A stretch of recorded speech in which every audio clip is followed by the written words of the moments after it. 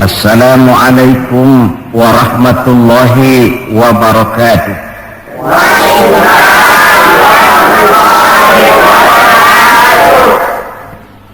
Bismillahirrahmanirrahim.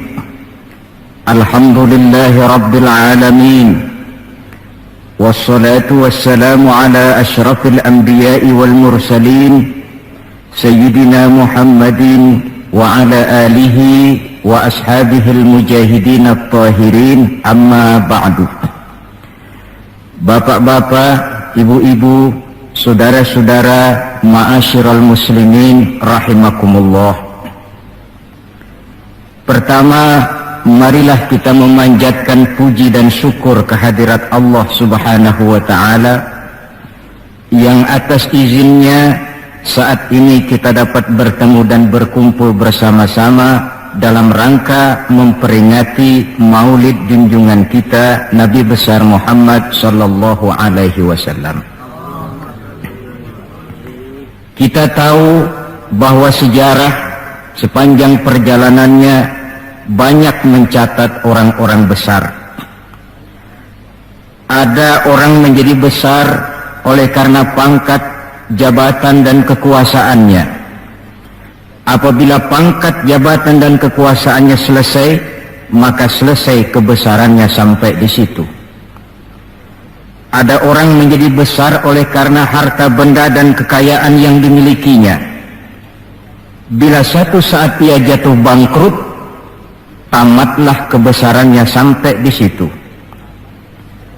Ada pula orang yang menjadi besar oleh karena ia dibesar-besarkan dan berusaha setengah mati untuk mencapai kebesaran tadi.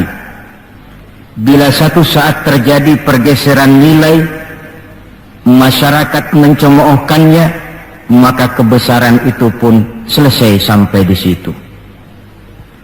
Adapun Rasul yang kita peringati maulidnya saat ini, beliau besar bukan lantaran pangkat, jabatan dan kekuasaan. Beliau besar tidak karena harta benda dan kekayaan. Pun beliau menjadi besar tidak karena dibesar-besarkan oleh umatnya. Beliau besar karena dibesarkan oleh Allah Subhanahu wa ta'ala. Satu kali orang sudah dibesarkan oleh Allah, bagaimanapun usaha orang lain untuk mengecilkannya, orang itu akan tetap menjadi besar. Tetapi satu kali orang dikecilkan oleh Allah, satu negara orang mau mengangkat dia, kalau memang dasarnya potongan nyungsep, tentu tidak akan naik ke atas juga. Jelas Pak? Jelas? Apaan? Pokoknya jelas. Tidak ada seorang penulis pun, baik ia dalam Islam maupun dari luar Islam, jikalau mau bicara dengan jujur yang tidak mengagumi kebesaran pribadi dan martabat Rasulullah sallallahu alaihi wasallam. Dalam satu kalimat yang indah, Imam Busairi di dalam qasidah burdahnya menjelaskan kepribadian beliau dengan untayan kata, kal badri fi syarafin wa zahri fi tarafin wal bahri fi karamin wa dahri fi himamin. Rasulullah itu, kata beliau, tinggi martabat bagai rembulan, tabah dan ulet laksana masa, dermawan bak samudra luas biru membentang, tabah dan ulet laksana masa. Itu sebabnya beliau oleh Allah dijadikan figur, dijadikan model dan pola sebagai contoh bagi kehidupan umat Islam. Sehingga di dalam Al-Quran Allah menyatakan, laqad kana lakum fi rasulillahi uswatun hasanah. Sungguh telah ada bagi kamu pada diri Rasulullah itu contoh teladan yang sangat baik. Timbul pertanyaan, mengapa Rasul menjadi contoh buat kita?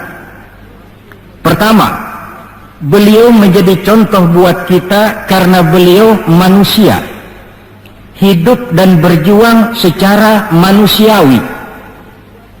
Kalau manusia disuruh mencontoh manusia, tentu wajar.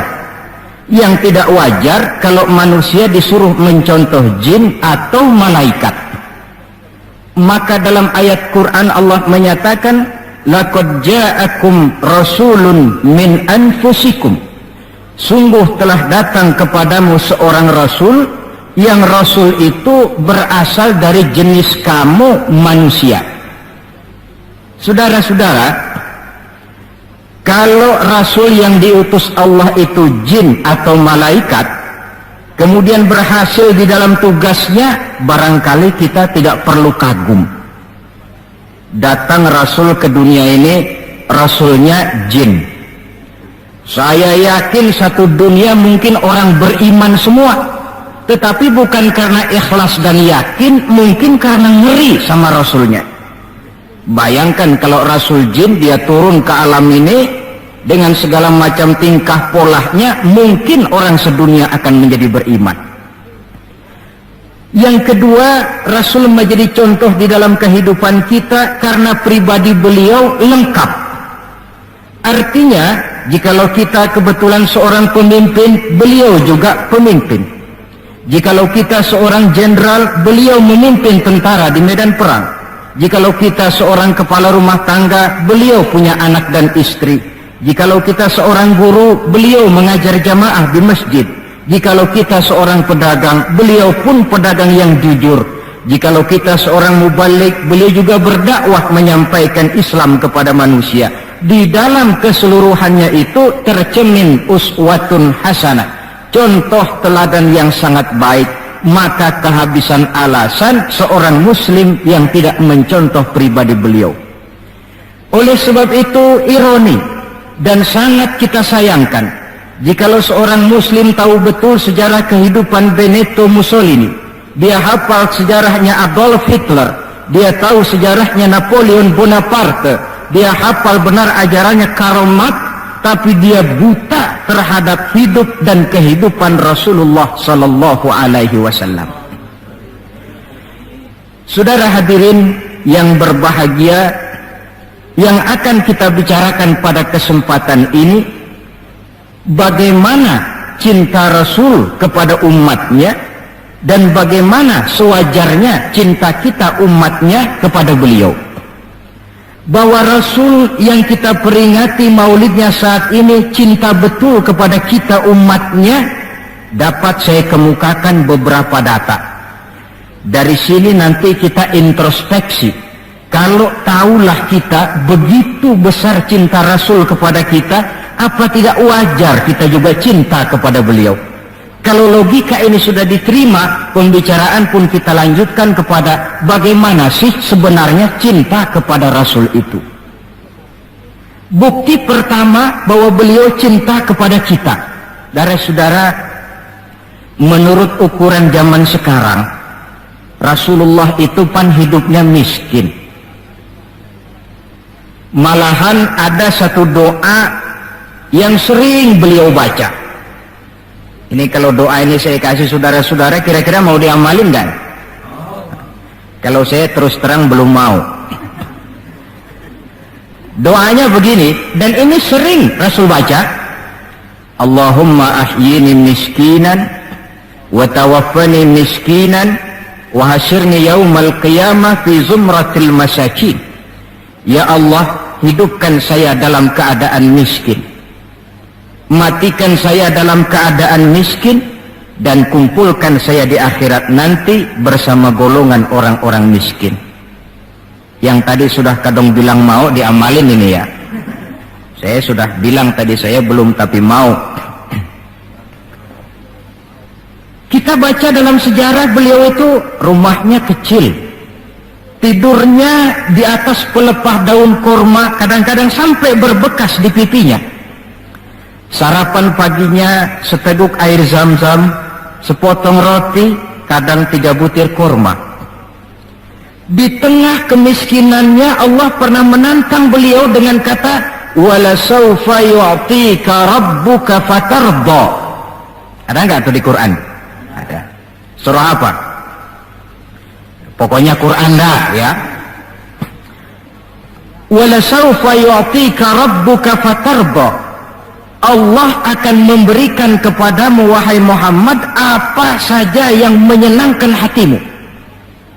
Apa yang kamu mau, ngomong saja, Allah berikan. Jikalau engkau Muhammad kepengen kekuasaan yang luas, kami angkat kau menjadi raja di raja, menjadi king of king, istilah kerennya. Jikalau kamu kepengen kaya Muhammad, itu Jabal Uhud sanggup menjadi bukit emas.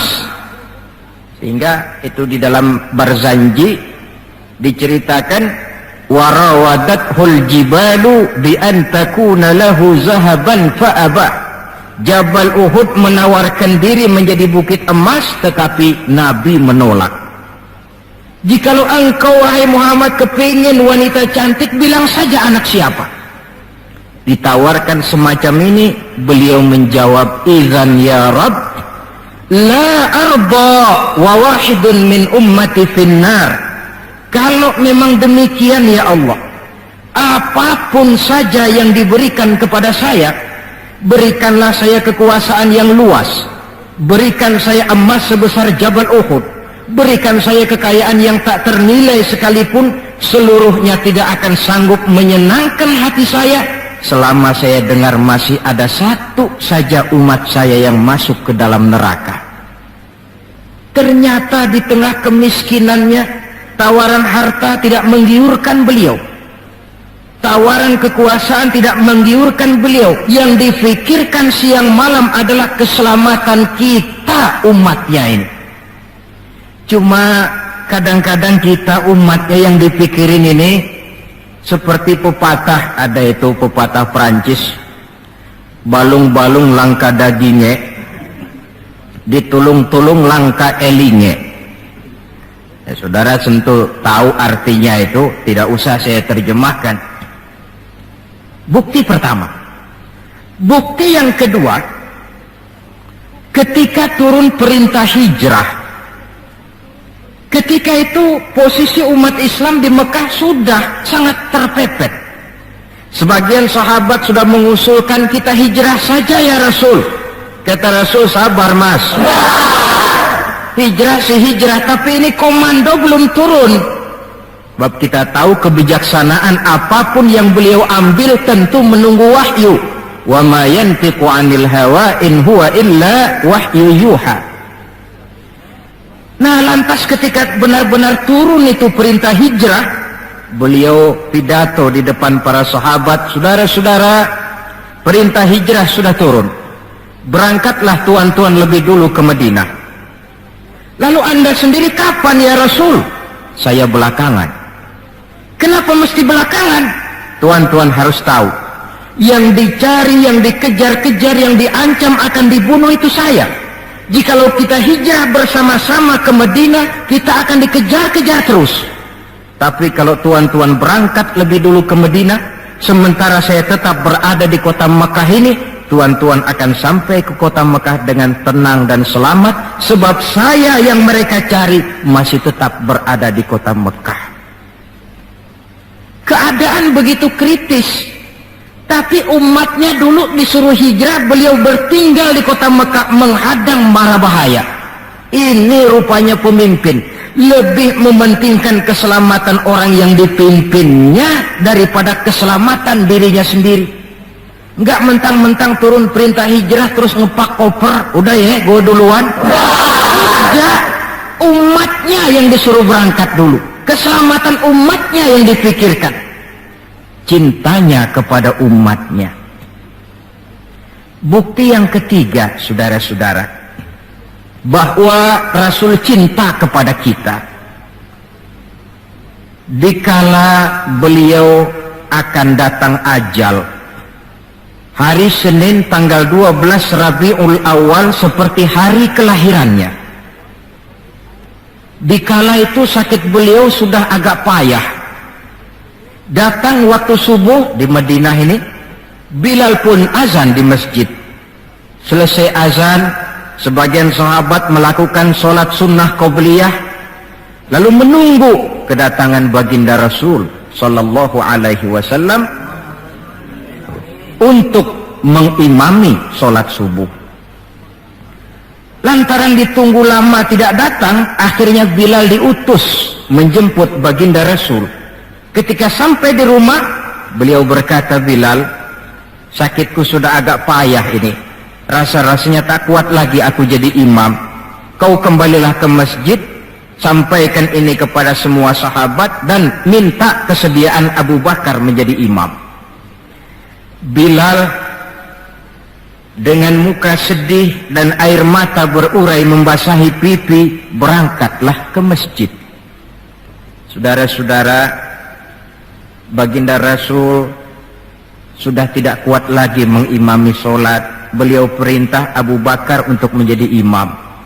Kata Abu Bakar, saya tidak mau jadi imam kalau baginda Rasul masih hidup. Ini termasuk akhlak, etika para sahabat. Akhirnya satu masjid nangis semua. Sholat subuh belum nangis. Sampai tangisan itu kedengaran ke rumah Nabi. Beliau berkata kepada putrinya Fatimah, coba kau lihat kenapa orang di masjid nangis. Setelah Fatimah kembali lapor, Abah, mereka sedih karena sadar bahwa saat berpisah sudah hampir datang. Kalau begitu, suruhlah Bilal kemari. Datang Bilal, dipapah Rasul berangkat juga ke masjid mengimami sholat. Sholatnya ringkas karena beliau sakit. Dan memang beliau juga mengajarkan, idza amma ahadukumun nas falyukhaffif. Kalau kamu jadi imam, ringankan sholatmu. Kalau jadi imam jangan panjang-panjang. Sebab apa? Di belakang kamu yang jadi makmum itu orangnya tidak sama semua.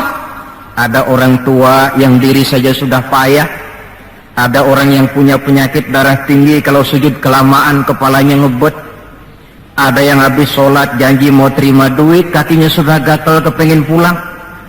Kalau jadi imam jangan lama-lama, kata Rasul. Tetapi kalau kamu sholat sendirian, falyutawil masya'a, persilahkan sepanjang yang menurut kamu mau. Jangan mentang-mentang sudah dipilih jadi imam, overacting. Jadi imam sholat isya, rakaat pertama selesai Fatihah surah Baqarah, rakaat kedua selesai Fatihah surah Yasin.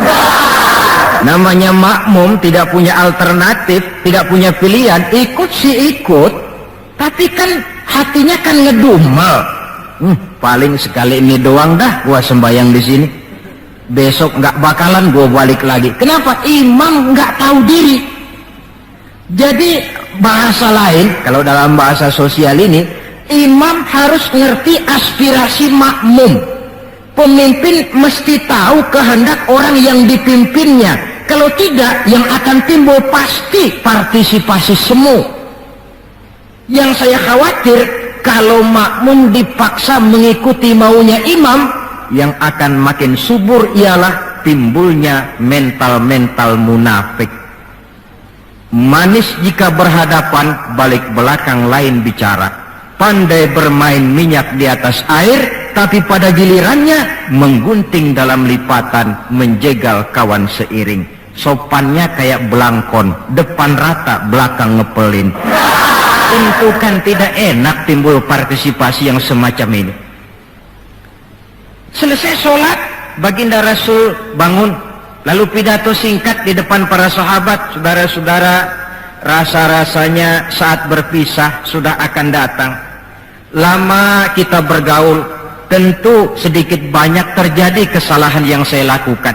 Maka barang siapa yang pernah saya pukul tanpa saya sengaja, balaslah sekarang. Barang siapa yang hartanya pernah saya ambil tanpa alasan yang hak, silahkan dia tuntut dari saya. Mana ada pemimpin menjelang wafat ini minta dipukul oleh umatnya. Hening suasana, sahabat terfekur semua, berurai air mata. Di dalam keheningan yang demikian rupa, tiba-tiba seorang sahabat bangkit. Saya ya Rasul. Ada apa? Sahabat itu namanya Sawad, sesuai dengan namanya, orangnya rada hitam. Ya Rasul, dalam satu peperangan Tuan mau mecut onta. Tuan sih mungkin nggak lihat bahwa saya di belakang onta itu, saya kena pecut. Jadi bagaimana? Ya saya nuntut balas dong. Ini sahabat yang lain jengkel nih, Sawad gila juga, orang sudah mau berpisah begini masih nuntut balas. Baik Sawad, Umar, tolong ambilkan cambuk. Sayyidina Umar sambil nyerahin cambuk, Sawat, kalau bahasa kita, gua talangin aja dah. Gak usah Rasul, saya saja yang kau cambuk. Kata Nabi Umar, biar dia kena cambuk saya, biar dia balas saya. Silakan Sawat. Ya Rasul, apa lagi? Waktu saya kena cambuk Tuan, saya nggak pakai baju. Jadi biar seri dong. Tuan juga bukalah baju Tuan. Baik, Rasul buka bajunya. Ketika baju sudah dibuka, Sawat buang cambuk itu. Dia berlari merangkul badan Rasul seerat-eratnya. Sampai sebagian sahabat makin bingung. Ini apa maunya Sawat? Ya Rasulullah, saya tahu sebentar lagi kita akan berpisah. Saya tidak tahu apa di akhirat nanti kita bisa kumpul. Kalau saya untung masuk surga, mungkin kelas saya di surga lain dengan kelas Tuan. Itu kalau saya ke surga. Kalau saya nggak ke surga, sudah terang kita nggak akan ketemu. Maka sebelum saya berpisah dengan Tuan, saya kepengen kulit badan saya yang hina ini bersentuhan dengan kulit badan Tuan yang mulia. Kalau saya nggak akal-akalin begitu, Tuan nggak bakalan buka baju katanya. Oh, rupanya itu yang dimaui Sawat. Sehingga Rasul dalam keharuannya beliau berkata, siapa yang ingin melihat contoh salah seorang penduduk sorga, lihatlah Sawat ini, karena dia cinta benar kepada saya. Setelah itu beliau kembali ke rumahnya, berkata kepada putrinya Fatimah, kalau ada tamu bilang Abah sudah tidak bisa terima tamu. Baik Abah. Sementara Allah memerintahkan malaikat maut datang, malaikat maut turun kau ke alam, ambil roh kekasihku Muhammad. Turun malaikat maut dalam bentuk manusia, ketuk pintu, keluarlah Fatimah putri baginda Nabi. Tuan, maaf saja, ayah tidak terima tamu. Katakan saya yang datang. Melihat roman muka orang ini, Fatimah gemetar seluruh badannya, lalu kembali kepada ayahnya. Ayah, ada tamu. Saya bilang ayah tidak terima tamu. Dia malah berkata, katakan saya yang datang. Melihat roman mukanya, gemetar seluruh tubuh saya. Hebat orang ini. Siapa sih ayah? Baginda senyum. Fatimah, kau tahu siapa yang datang? Tidak tahu ayah. Yang datang itu Fat, hadimul lazat wa qati'us syahawat. Yang datang itu Fat, dialah yang menghancurkan seluruh kesenangan dunia. Dia yang memisahkan kita dengan semua yang kita cintai. Yang datang itu malaikat maut Fat, suruh dia masuk. Ketika malaikat maut masuk, ya malaikat maut sudah datang saatnya. Ya Muhammad, aina Jibril? Malaikat Jibril di mana? Sebentar lagi dia datang. Ketika turun malaikat Jibril, baginda Nabi bertanya, akhbirni ya Jibril, mali indallahi minal karamah. Wahai Jibril, tolong beritahu saya, kalau sebentar saya menghadap Allah, kehormatan apa yang diberikan Allah kepada saya? Tidak usah khawatir Muhammad, kata malaikat Jibril, inna abwabas sama qad futihat wal malaikatu saffu sufufan yantaziruna li ruhik. Pintu langit sudah dibuka, malaikat sudah berbaris menunggu kedatangan rohmu yang suci. Alhamdulillah. Kalau itu saya ya? Iya. Kalau umat saya bagaimana Jibril? Umat saya, umatmu? Iya. Umatmu juga jangan khawatir Muhammad. Allah sudah memberikan fasilitas. Kata Allah, inni haramtul jannata ala sairil umam hatta tadkhulaha ummatuka. Surga ku haramkan buat seluruh umat, kecuali kalau umatmu Muhammad sudah masuk ke dalamnya. Ini fasilitas. Jadi sungguh pun kita umat terbelakang menurut abjad, tapi disuruh diberi fasilitas masuk surga lebih dahulu ketimbang umat-umat yang lain. Alhamdulillah, kalau begitu legalah saya, kata Nabi. Mari malaikat maut persilahkan, saya ikhlas. Lalu diambillah ruh beliau perlahan-lahan, naik ruh itu ke lutut, ke pusat, ke dada, sampai ruh di tenggorokan. Fatimah dekatkan telinganya ke bibir ayahandanya yang mulia itu. Suara terakhir yang sempat direkam oleh Sayyidatuna Fatimah, bisikan terakhir menjelang wafat, 3 kalimat, as-salah, as-salah, an-nisa, ittaqun nisa ummati ummati. Dengan kalimat itu beliau kembali menghadap Allah. Solat, jaga solat. Wanita, lindungi kaum wanita. Umatku, umatku. Itu kalimat terakhir yang beliau ucapkan. Kita umatnya yang disebut. Manalah di dunia ini pemimpin yang sempat nyebut umatnya dikala mau ajal. Napoleon Bonaparte, singa daratan Eropa, luas kekuasaannya. Dikala mau wafat dia tidak sempat nyebut bangsanya, bangsa Prancis. Yang sering dia sebut Margaret Josephine, Margaret Josephine, gacoannya. Adolf Hitler, gagah perkasa. Dikala hari-hari akhir kejayaannya, dia tidak nyebut Jerman. Dia tidak nyebut suku bangsa Arya yang dia agul-agulkan. Yang banyak dia sebut Eva Braun, Eva Braun. Sebagaimana Julius Caesar pun menyebut Cleopatra. Adapun baginda Rasul di akhir hayatnya tidak beliau nyebut bangsa Arab. Tidak anaknya, tidak istrinya, tidak sahabat dan orang-orang yang dekat dengan beliau. Tetapi yang disebut kita umatnya. Pada detik-detik terakhir daripada kehidupan beliau. 3. Bukti yang keempat bahwa beliau cinta betul kepada kita umatnya. Nanti di akhirat. Ini sudah ada yang pernah ke akhirat belum? Sama. Mau? Bukan, kalau mau saya catat besok berangkat. Ini gampang kok ini urusan ini. Nanti di akhirat, setelah Allah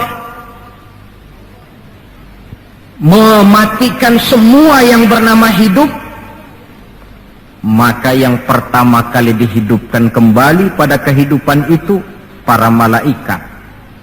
Setelah malaikat dihidupkan kembali, maka Allah memberikan tugas kepada para malaikat, katakanlah semacam panitia akhirat. Nah, malaikat Malik, siapkan itu neraka. Aku akan bakar itu bajingan-bajingan tengik, koruptor-koruptor, mereka yang ketika di dunia tidak mau sujud, mereka yang jauh dari majelis taklim, mereka yang benci kepada ulama. Kau Ridwan, siapkan surga. Aku akan balas hamba-hambaku yang ketika di dunia mereka rajin sujud, dekat dengan ulama, menyintai majelis taklim, gemar berbuat kebajikan. Kamu Jibril dan Mikail berangkat ke surga, ambil kendaraan yang bernama Buraq, bawa pakaian kebesaran, turun ke alam, cari di mana kubur kekasihku Muhammad, bawa dia ke surga. Turunlah malaikat Jibril dan Mikail. Ketika itu alam sudah rata. Malaikat Jibril berdoa, ya Allah, saya mohon pertolonganmu agar bumi yang menyimpan tubuh suci Muhammad terbuka hendaknya. Terbuka kubur Nabi. Beliau bangkit dari kubur mengusap-usap mata seperti orang bangun tidur. Tengok kanan malaikat Jibril, tengok kiri malaikat Mikail. Lalu beliau bertanya, ayu yaumin hadza ya Jibril? Ini hari apa ya Jibril? Kata malaikat Jibril, ya Muhammad, hadza ma wa'ada Rahman. Inilah hari yang dijanjikan Allah. Ini hari kiamat Muhammad. Kiamat. Ya Jibril, jikalau ini memang hari kiamat, aina tarakta ummati? Kalau ini memang hari kiamat Jibril, umat saya di mana? Kita yang ditanya. Bangun dari kubur, tahu kalau itu hari kiamat, pertanyaan pertama, umat saya di mana? Barangkali kalau saudara yang bangun paling dulu dari. Adapun baginda Nabi, saudara-saudara, ketika pertama bangkit dari kubur itu, kitalah umatnya yang menjadi pertanyaan pertama. Malaikat Jibril menjawab, ya Muhammad, tidak ada orang yang dibangkitkan sebelum kamu. Kaulah orang pertama. Lalu bagaimana sekarang? Kita ke surga. Perintah Allah, perintah Allah. Berangkat ke surga. Setelah di surga, beliau seperti orang bingung. sampai Allah menegur, ya Muhammad, apa kurang enak surga? Enak ya Allah. Apa tidak cukup fasilitas? Cukup. Kenapa kamu seperti orang tidak betah? Saya mikir umat saya ya Allah.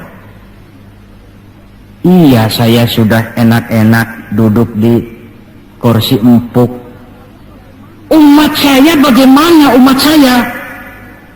Jadi mau kamu bagaimana? Saya minta izin ya Allah, mau keluar dulu, mau tengok saya punya umat. Sudah di surga permisi keluar mau tengokin umatnya. Dikala kita umatnya lewat di atas sirat, beliau angkat kedua tangan seraya berdoa, Allahumma sallim sallim. Ya Allah, selamatkan umatku yang sedang lewat di atas sirat, selamatkan ya Allah. Dari dunia sampai akhirat beliau cinta kepada kita. Dari dunia sampai akhirat beliau bela kita. Betapa pemimpin semacam ini tidak kita cintai.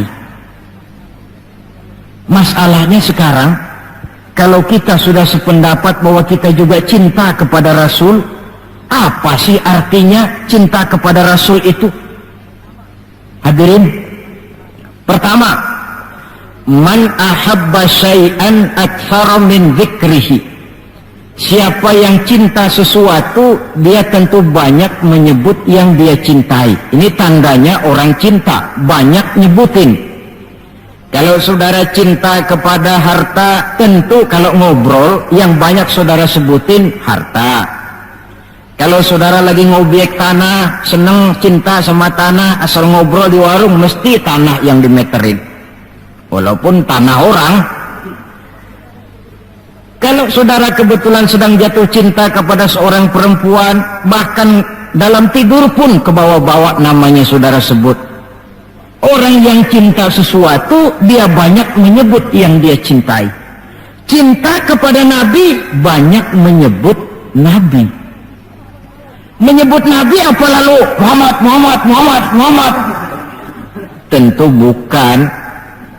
Sebab kita tahu dalam kehidupan sehari-hari saja kita punya tata krama. Gubernur lewat, tentu tidak berani kita secara langsung menyebut namanya. Mesti kita berkata, itu ada Bapak Gubernur lewat. Kita sebutlah predikatnya. Itu ada Bapak Menteri lewat. Itu kepada pejabat. Entahlah pula kepada seorang junjungan alam.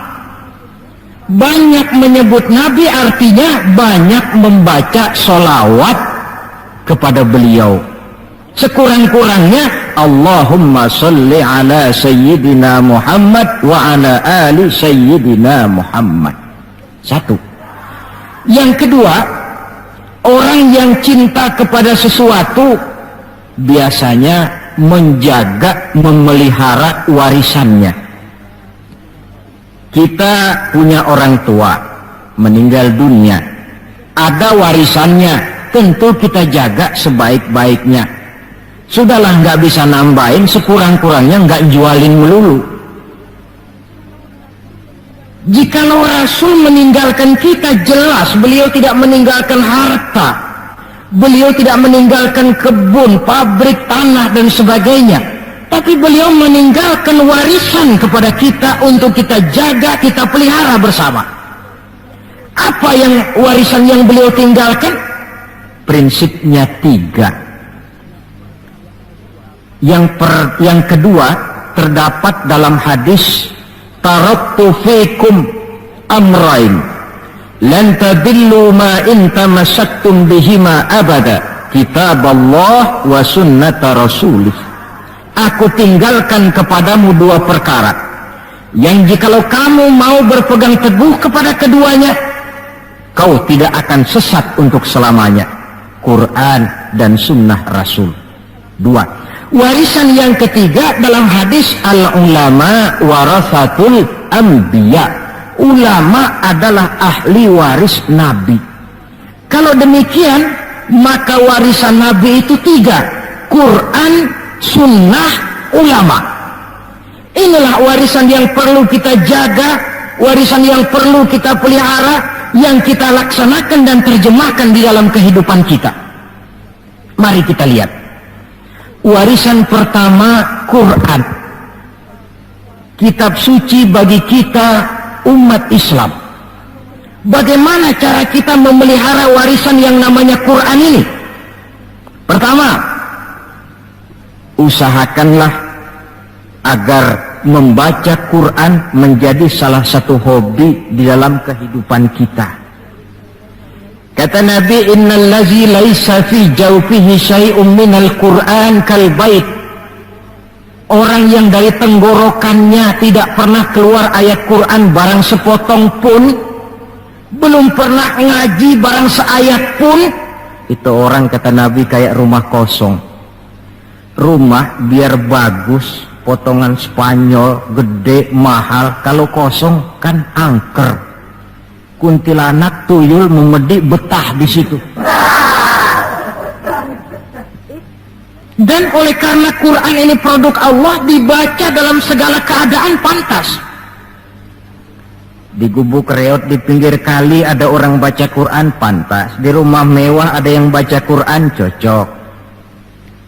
Kemudian orang sedih baca Quran, terhibur. Orang gembira baca Quran, tidak menjadi lupa diri. Di istana ada yang baca Quran, pantas. Di depan kubur ada yang baca Quran, pantas. Orang kawin dibacakan Quran, bagus. Orang mati dibacakan Quran juga cocok. Lantaran dia produk Allah. Setelah membacanya, lalu meningkatkan kepada tahapan yang kedua, mencoba memahami isinya lewat segala kesempatan yang memang mungkin, entahlah dengan jalan mengaji, tukar pikiran, diskusi, banyak membaca, tetapi tentu dengan catatan bahwa kita memahami Al-Quran ini tidak bisa mengandalkan kemampuan intelektual semata-mata, seperti yang banyak gejalanya terjadi di zaman sekarang ini, di mana orang mencoba menggali hakikat Quran dengan mengandalkan kemampuan intelektualnya. Kadang-kadang bahasa Arab saja nggak ngerti, dia gali Quran cuma sekedar lewat terjemahannya. Yang saya khawatir akan timbul kecenderungan di mana orang mikir dulu baru nyari ayat.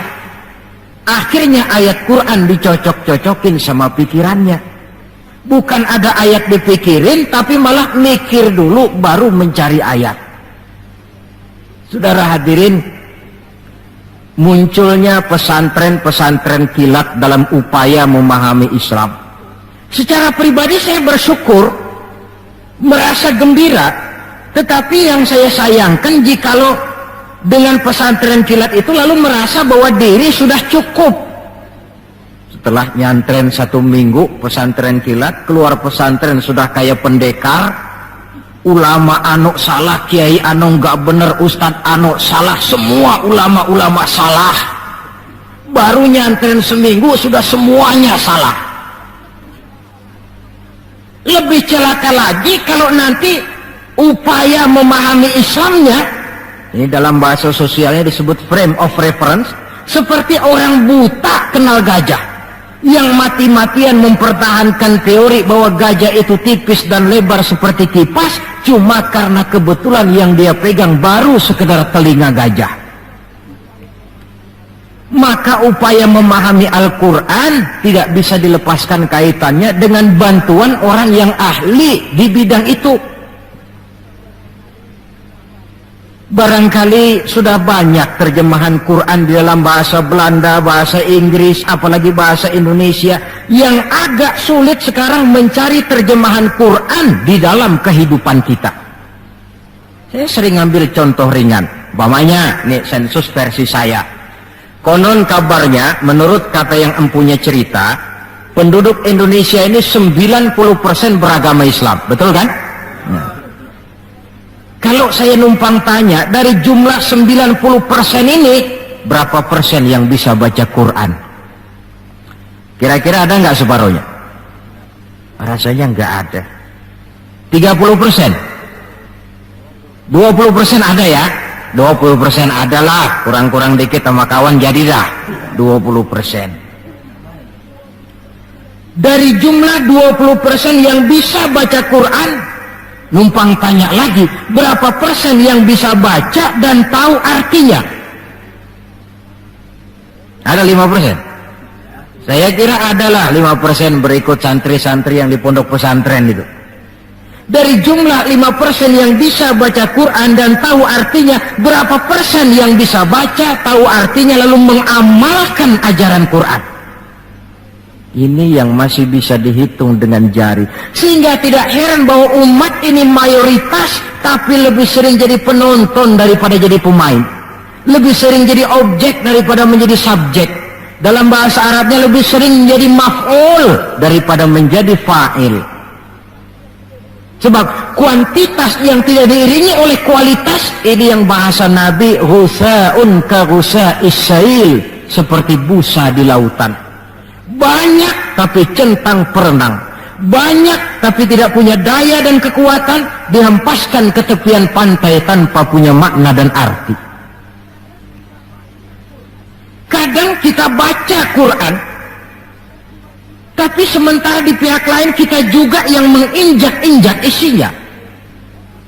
Kita baca ayat wa ahallallahul bai'a wa harramar riba, Allah halalkan jual beli, Allah haramkan riba, tapi renten ditelan terus. Kita baca ayat wa tasimu bihablillahi jami'an wa la tafarraqu, berpegang teguhlah kepada tali Allah, jangan kamu bercerai-berai, tetapi sesama muslim main pelotot-pelototan jalan terus. Yang kita baca kadang-kadang kita juga yang menginjak-injaknya. Ini warisan pertama, Al-Quran. Warisan yang kedua, sunnah Rasulullah Sallallahu Alaihi Wasallam. Yang diantara fungsinya menjelaskan apa yang oleh Al-Quran tidak dijelaskan dalam bentuk detail. Quran misalnya cuma mengatakan aqimis sholat, dirikan sholat. Bagaimana cara sholat? Tidak ada dalam Quran. Bahwa sholat mesti takbiratul ihram, mesti tahiyat, mesti ruku duduk di antara dua sujud, tidak ada dalam Quran. Yang menjelaskan itu semua sunnah. Quran cuma menjelaskan wa atimul hajja wal umrata lillah, laksanakan haji dan umrah karena Allah. Bagaimana manasik haji, bagaimana jumrah, bagaimana tawaf, bagaimana sa'i, tidak ada dalam Quran. Sunnah menjelaskan semua itu. Nah, untuk memahami Quran dan sunnah, jalan apa yang kita tempuh? Jalan melalui warisan yang ketiga, yaitu para ulama. Diakui atau tidak, kita hutang jasa kepada para ulama yang dengan tekun dari musola ke musola, dari pesantren ke pesantren, dari pengajian ke pengajian, membimbing, menjaga dan memelihara umat ini. Mereka tidak digaji, mereka pun tidak mendapat beras, hidup pun kadang-kadang miskin, tapi lantaran panggilan moral menjaga, memelihara, membentengi akidah umat ini. Bersyukur kita bangsa Indonesia punya ulama dan punya umara. Kedua-duanya penting, kedua-duanya berjasa, kedua-duanya membangun. Tidak ada yang satu lebih penting dari yang lain. Cuma bidang pembangunannya saja yang lain-lain. Orang kadang-kadang usil, Pan. Apaan ulama katanya, kerjanya ngomong doang. Sekarang kan zaman pembangunan perlu karya nyata. Mana ada kiai bangun jembatan? Ngomong aja. Ini saya pikir orang bicara begini ini nggak ngerti masalah. Bukankah asas manajemen yang modern saja mengajarkan the right man on the right job, the right man on the right place, bahwa orang harus ditempatkan sesuai dengan proporsinya. Nah, kalau kiai disuruh bangun jembatan, apa Pak Lurahnya mau ngajar tafsir? Setiap kita membangun, cuma bidang pembangunan kita yang berbeda-beda. Dan kenyataan makin menunjukkan kepada kita, saudara-saudara, sekarang ini yang namanya ulama, maaf-maaflah, sudah merupakan jenis makhluk langka. Malahan barangkali sudah termasuk jenis makhluk yang harus dilindungi dari kepunahan ini. Dan mencetak sarjana lebih gampang ketimbang mencetak kiai.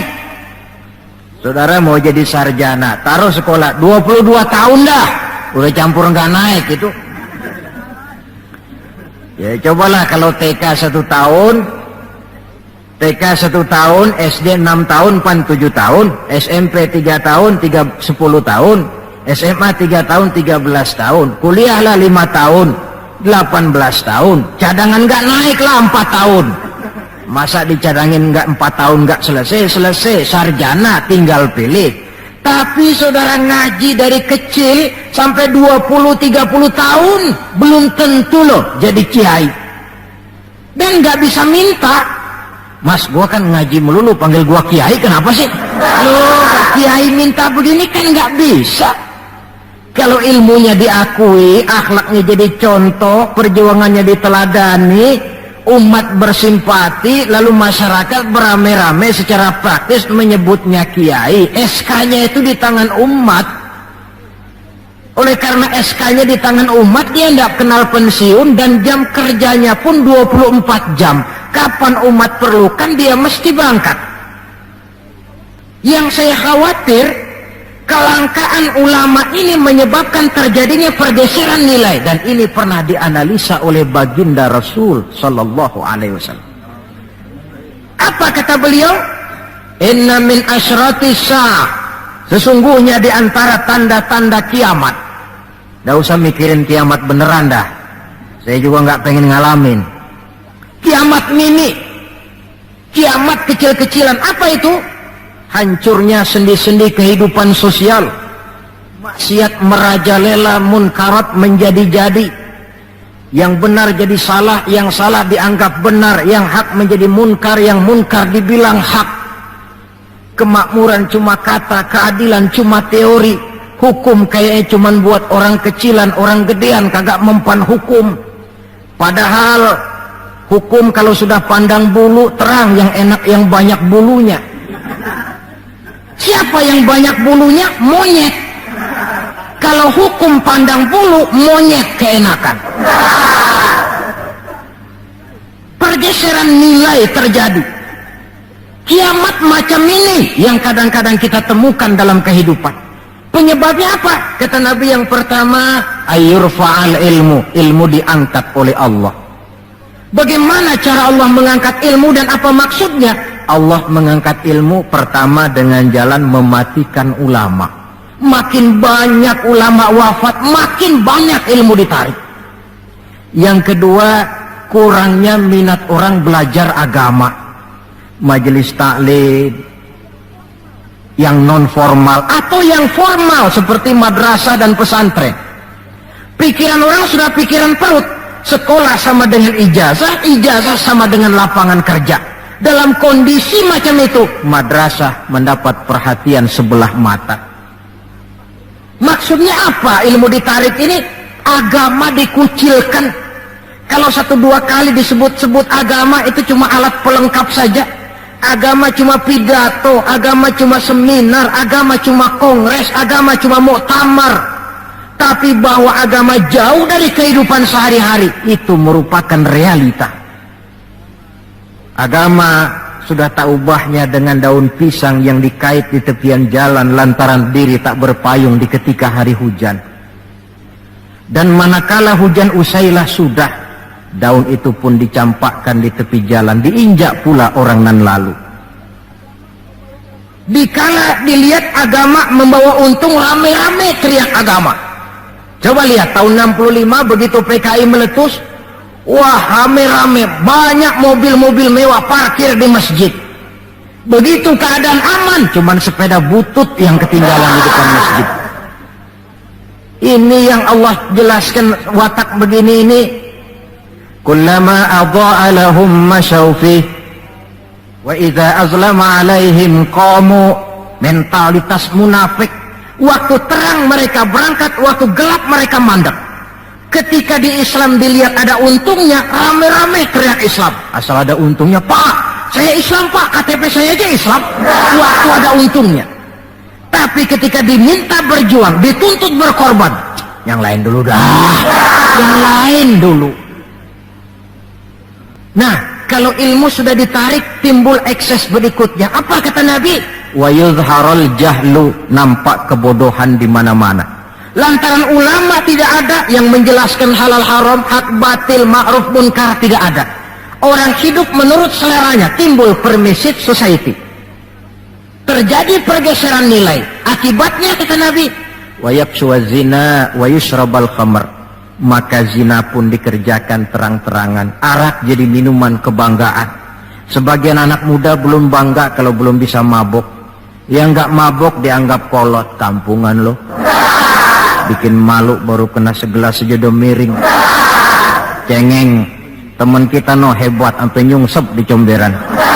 Yang nyungsep hebat. Terjadi pergeseran nilai.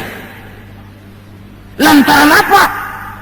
Ilmu ditarik, ulama banyak wafat, minat orang belajar agama berkurang. Maka sekali lagi bersyukurlah kita bangsa Indonesia punya ulama dan punya umarok. 3 warisan Nabi yang perlu kita pelihara jikalau kita cinta kepada beliau: Quran, sunnah, dan ulama. Kemudian yang terakhir, orang yang cinta sesuatu tentu dia mengikuti, mencontoh yang dia cintai. Jikalau kita cinta kepada baginda Nabi, sekurang-kurangnya kita mencontoh pola kehidupan beliau. Saudara remaja cinta kepada Michael Jackson umpamanya, tentu lalu timbul gairah nyontoh. Ini Michael Jackson, bajunya potongannya bagaimana? Bikin. Kacamatanya model bagaimana? Beli. Rambutnya bagaimana? Oh, sebelah cukur, sebelah enggak. Bikin. Pokoknya pantas enggak pantas, nyontoh. Orang yang cinta sesuatu, dia contoh yang dia cintai. Jikalau kita cinta kepada baginda Nabi, pola kehidupan beliau pun kita perlu mencontohnya. Apa yang terpenting dalam kehidupan ini untuk kita jadikan contoh? 2 hal saja. Pertama akhlak, dan yang kedua ibadah. Kita tahu akhlak beliau bukan cuma manusia, Allah yang puji.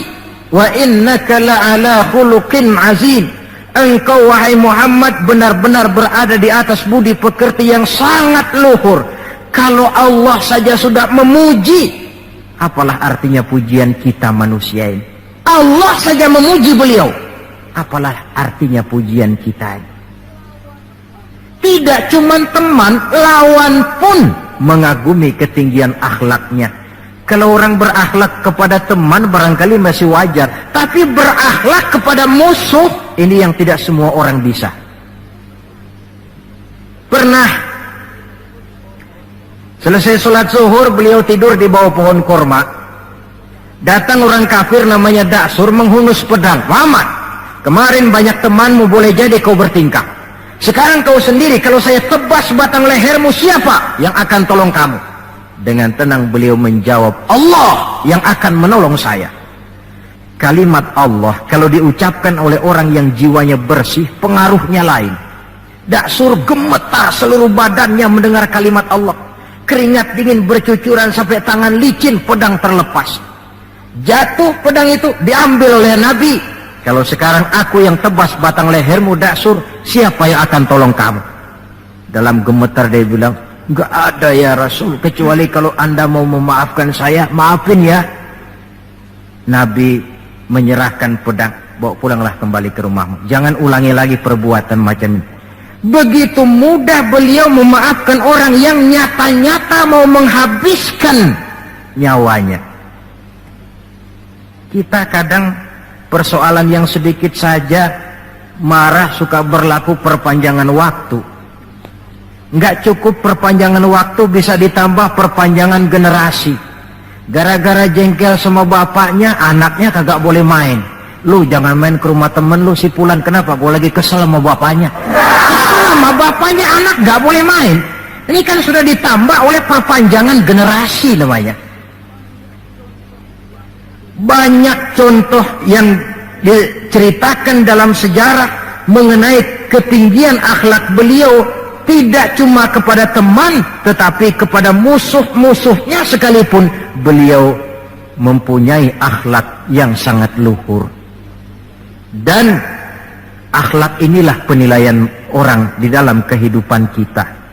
seorang rendah yang akhlaknya tinggi jauh lebih baik daripada seorang besar dan tinggi, dalam arti entah jabatan, harta, kekuasaannya, tetapi berakhlak dan bermoral rendah. Dan jangan lupa, kehancuran suatu bangsa selalu dimulai dengan kehancuran moral daripada bangsa itu sendiri. Kita cukup prihatin yang hidup di abad 20 ini, insya Allah lah kita nggak akan mengalami banjir sebesar banjirnya Nabi Nuh. Tapi banjir abad ini polanya lain. Banjir maksiat dan munkar, banjirnya peradaban dan kebudayaan yang menghancurkan moral anak-anak kita, banjirnya paham-paham yang menghancurkan, sekurang-kurangnya mendangkalkan kita punya akidah. Terhadap banjir-banjir semacam ini kita perlu punya kapal supaya selamat diri, selamat keluarga, selamat generasi yang akan datang dari segala macam banjir yang tidak kita inginkan. Nah, untuk mencontoh akhlak beliau inilah kita perlu membaca, mempelajari peri kehidupan beliau. Akhlaknya ketika menjadi pedagang, akhlaknya ketika memimpin tentara, akhlaknya dalam kehidupan di rumah tangga, akhlaknya kepada para sahabat, akhlaknya menghadapi musuh sekalipun. Bukankah sejarah juga yang menceritakan kepada kita, pada waktu dakwah ke Taif beliau bukan disambut malah disambit. Ketika itu turun malaikat Jibril, ya Muhammad, kalau kau mau orang yang melontari kau dengan batu hancur, sekarang ini juga aku timpa mereka dengan Jabal Uhud biar mampus semua. Kata Nabi, jangan ya Jibril, saya ini diutus bukan untuk menghancurkan orang, saya ini rahmatan lil alamin. Jadi mau kamu apa? Saya cuma mau berdoa buat mereka, Allahumma hdi qaumi fa innahum la ya'lamun. Ya Allah, berikan hidayah, petunjuk kepada kaumku yang tadi melontari aku dengan batu lantaran mereka tidak tahu. Karena tidak tahu maka mereka lontari aku dengan batu. Andai mereka tahu, itu tidak akan mereka lakukan. Sudahlah dilontari batu, yang melontari batu malah didoakan dan doanya pun bagus. Akhlak di dalam kehidupan. Hal kedua yang mau kita contoh adalah ibadah. Hadirin, kalau ada satu-satunya manusia yang sudah mendapat jaminan ampun dari segala dosa, itu cuma baginda Nabi orangnya. Liyaghfira lakallahu ma taqaddama min dzambika wa ma ta'akhkhar. Ya Muhammad, dosamu yang dulu, yang sekarang, yang akan datang, jikalau memang ada, semuanya sudah dijamin ampun oleh Allah. Tapi makin diampuni, makin banyak ibadahnya. Lantaran sandaran vertikalnya benar, beliau dekat dengan Allah. Lantaran Allah dekat, pertolongan selalu datang. Bukankah manusia cuma pandai berusaha dan berusaha, namun kepastian sepenuhnya di tangan Allah.